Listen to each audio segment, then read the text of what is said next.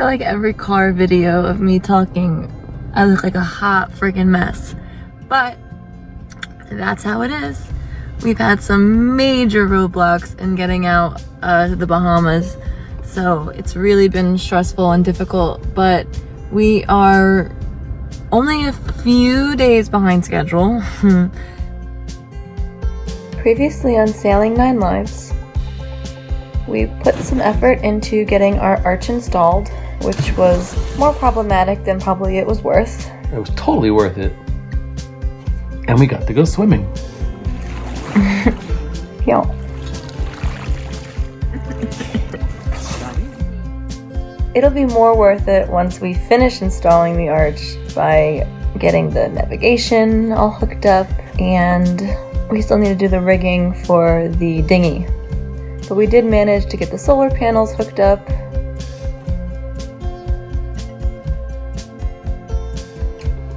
And we even had time for a lovely sail.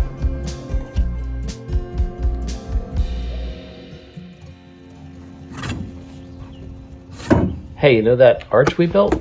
We also added simple davits for our dinghy. Okay, today I'm going to rig up some block and tackle so that we can easily lift the dinghy on these goofy outriggers I created on the arch. Not really davits. So, nylon braided rope. Got 1-inch webbing, another one, and this one is a 4-foot one. Single shiv blocks, double shiv blocks, carabiners, D shackles. So it's rigged up, give 3-to-1 advantage. I've got the 4-foot strap holding these 2 loops 4 feet apart, and then those loops will go around the dinghy. And I think that'll accomplish what I want to accomplish. And I can certainly change it if I don't like it. Up until today, these 7-pound propane tanks were our solution for cooking and for the refrigerator running on the ammonia cycle. Went and tried to get these filled, and these two are completely out of certification. I have one other one here that's a little bit newer, and it's still certified. But for some stupid reason, that one wouldn't fill. I think I'm done with these 7-pound propane tanks. Just went and got ourselves a 30-pound horizontal tank. My husband's gonna be mad because I didn't film anything like he wanted. But you know, Rayo was sleeping, so I didn't really have like 50 hands. Anyway, filled the propane tank, had to purge it. But you know what? He didn't film himself banging out the feet because the people who sent it to us were like total a-holes and sent the feet all janked up. So it couldn't even sit on the side like it was supposed to. So he had to bang it out, and then I had to go drive and fill it. And I did it, and now it's done. And now I'm going home. So there's your video. Here's our brand new 30-pound tank, and it arrived beat to shit. So everything on it was crooked, and I had to straighten it out.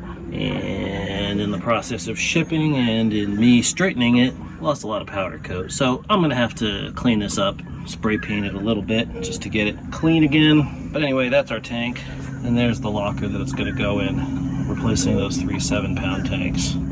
It'll fit, just gotta clean that up a little bit. This seems to be the best arrangement. Check this out. This is our really old dinghy. It's as old as the boat, from 1983. And with the exception of that little piece of Gorilla Tape that you see there in the middle, it is leak-free. I just found that leak when I was trying to figure out why the front half deflated overnight. Slapped a piece of tape on there and it's good for now. Guess I gotta get a hypalon patch and patch it up, but pretty good. Gorilla Tape failed. That's okay. I have a patch. Since we needed to patch the hole in the front of the dinghy, and since once you open and catalyze the adhesive, you can only use it once, I decided we might as well glue down all of the loose pieces of rubber edging and rubber on the bottom. And so I went around and sanded all of those areas and then cleaned them up with acetone to prepare for the actual gluing.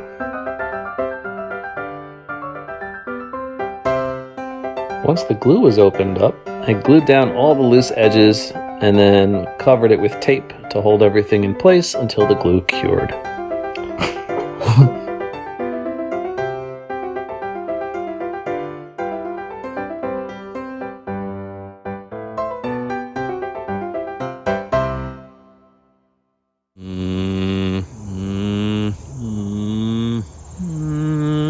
That can't be helping things.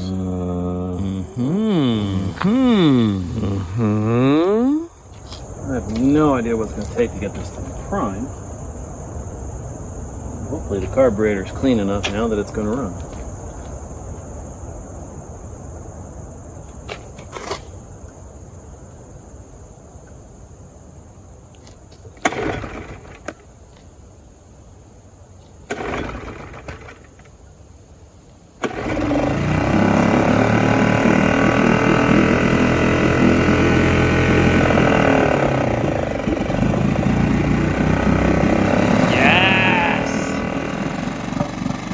Carburetor was very gummed up, but we're good now.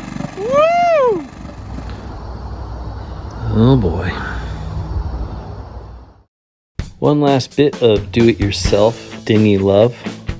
We decided the dinghy needed some further rehab, so we prepped everything so that we could paint it just because it was ugly.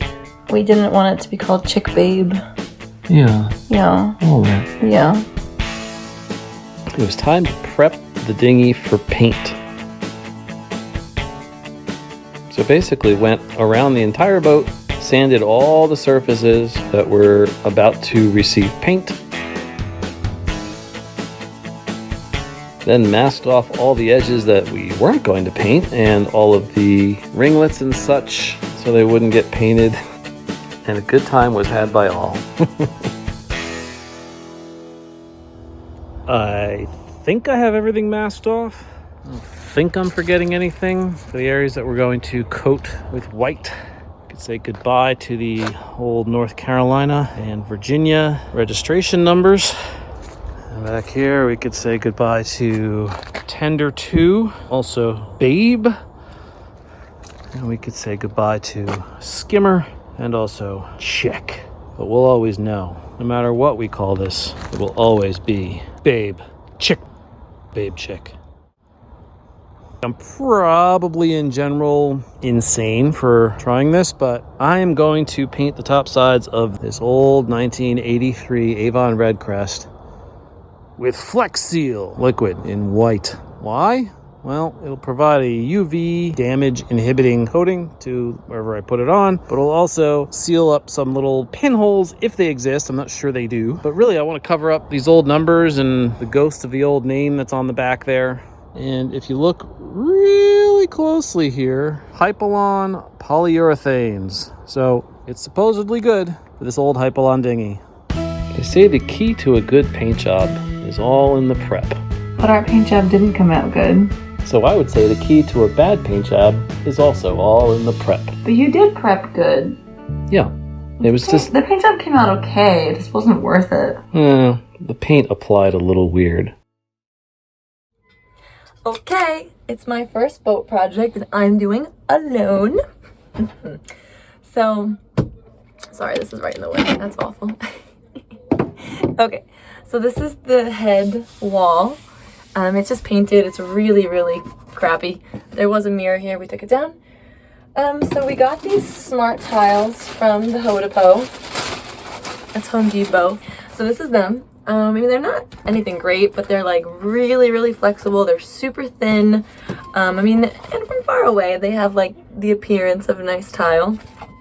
So basically, they're peel and stick. So we wanted something lightweight because it's a cat, and weight's really important for the boat because if it's any heavier on either side, that's a problem, or just weight in general is a problem. So we couldn't go with like actual tile or even like the peel and stick tile or stone because it's just too heavy. So we went with this. It's from Home Depot. It was a pretty good price for what it was. I mean, this whole wall is about $100, which is a small wall. I'm gonna start by snipping off the first edge, and then it's a smart lock tile, so they say. So you actually just line it up with each space here, and it should look pretty good. So I'm excited to see how it goes.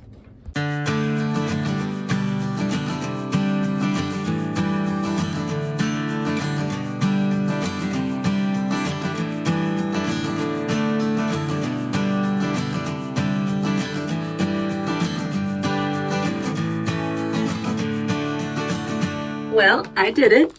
It looks pretty good. That light's crazy.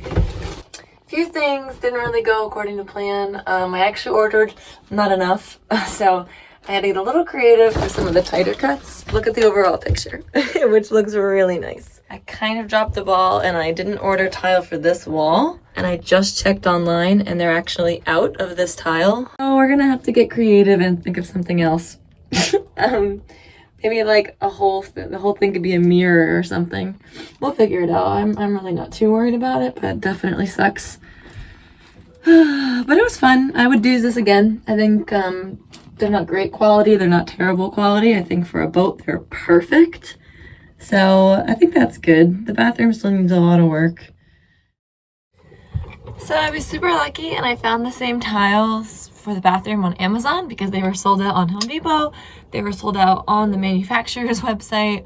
It's great that we had them on Amazon. So they came today. I'm gonna finish installing them in the bathroom, which is I have to pop out the light fixture, and then I'm gonna tile around it and then put the light back on, and then that project will be done.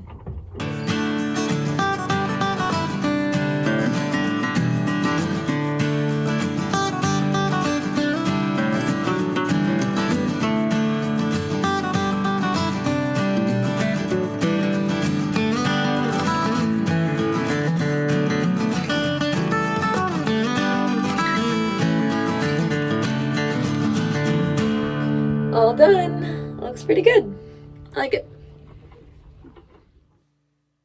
So we've had a really tough time trying to figure out where Raya's gonna sleep on the boat.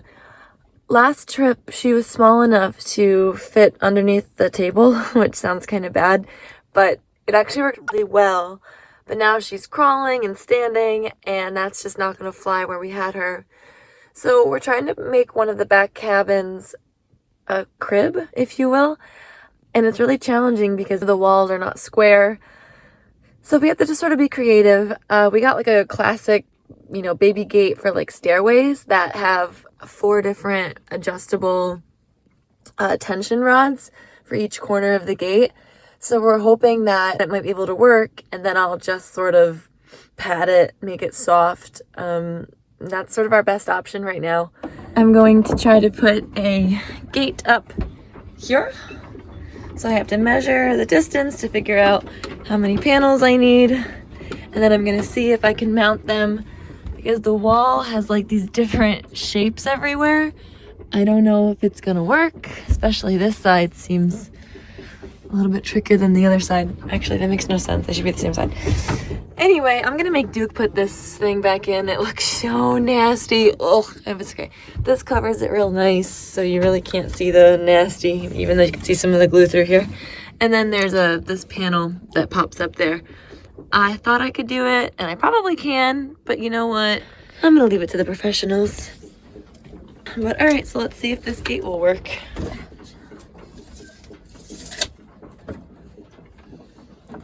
I don't think Raya needs a fire extinguisher in her face. Maybe. Yeah, I think the problem is this gate's too tall. These bumps are gonna get in the way. So we have a almost solution. I think we need to modify this gate a bit. There's a couple big issues, like the door is just not quite high enough to open, and it's just a little awkward. I really think that Duke maybe can just put some like plywood or something to tight, like, I don't know. It's so close. It's so close to being exactly what we want, but it's just not quite there, which sucks. But I think with some clever maneuvering, it could be just what we need. Next up on Sailing 9 Lives. So what? So what? We access our more crafty side and do some curtain remodeling. So chicken butt. What? I don't know about you. And you recovered the headboard. And fix stitching on the sail cover and the sails themselves. Because it's a lot of sewing. Oh, that's not a good joke. Nope. I'm also going to do some cleaning and get her ready for her big voyage of the Bahamas. It's been like such a whirlwind. So everything is expensive and everything takes a long time, but I think it's going to be super worth it. We're really excited.